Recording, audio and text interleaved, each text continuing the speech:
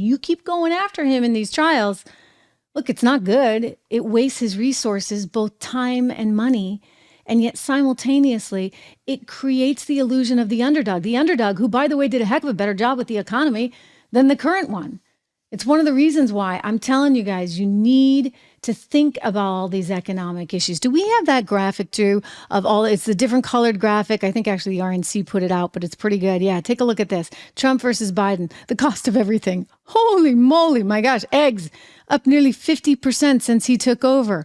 I mean, this is wild. Look at the cost of airfare, of transportation, even of apparel. That one sort of shocked me because, you can get cheap clothes from China, and yet apparel is up 13.5%. In other words, groceries up 21.1%. This is a story that's not going away. And so people are looking back on the good old times, right? With a certain kind of nostalgia, because things are bad right now. I mean, just look at the headlines. This one blew me away. So I'm looking at my phone this morning and planning out the show, et cetera, as we do every day. And I go to Bloomberg and I took a screenshot of this because Bloomberg kind of, summed it up pretty well. You've got Russia destroys largest power plant in Ukraine's Kiev region. Oh, that'll do wonders for energy prices. Get ready for nat gas prices to go even higher.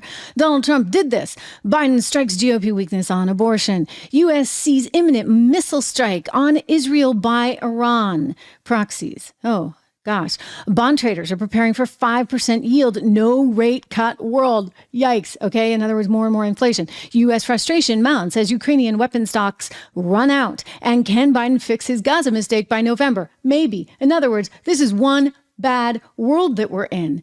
It's really bad. And this is why I'm telling you, if you haven't, go over to joinjcn.com. My good friends over there, they are aggressively working to try and help this president and to try and help every local community all around the country right now come up with better policy ideas, because we can't live in a world where we've got a 40% increase in egg prices from administration to administration. And it's just not tenable. It's not realistic. It's not what we need for our future. They care about small business owners. I'm a small business owner right now.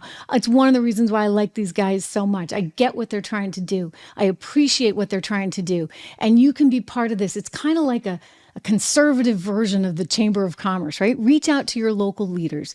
Help cultivate an appreciation for all the wonderful capitalist values that have made us the success that we are as a country. It's really critical right now.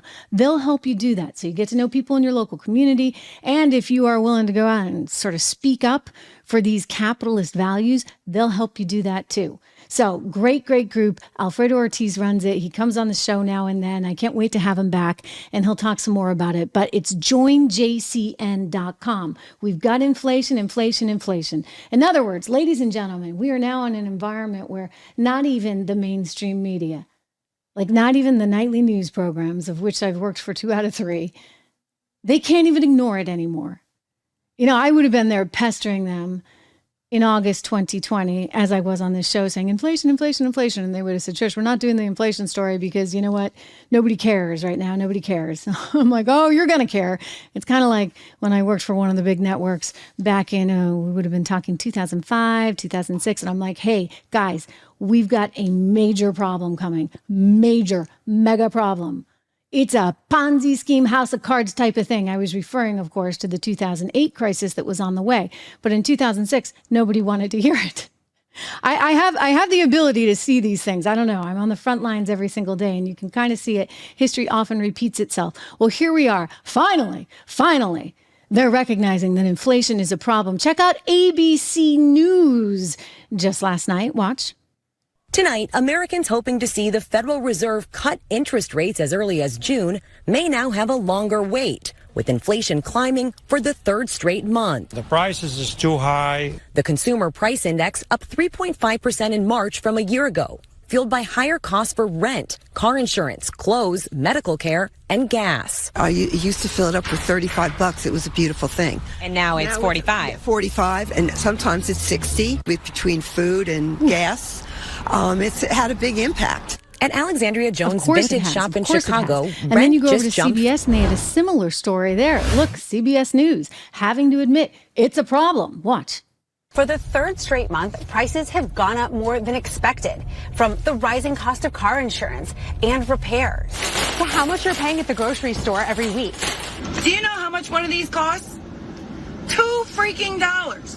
This was $200. We supposed to skip the power bill this month so we can buy groceries or the mortgage?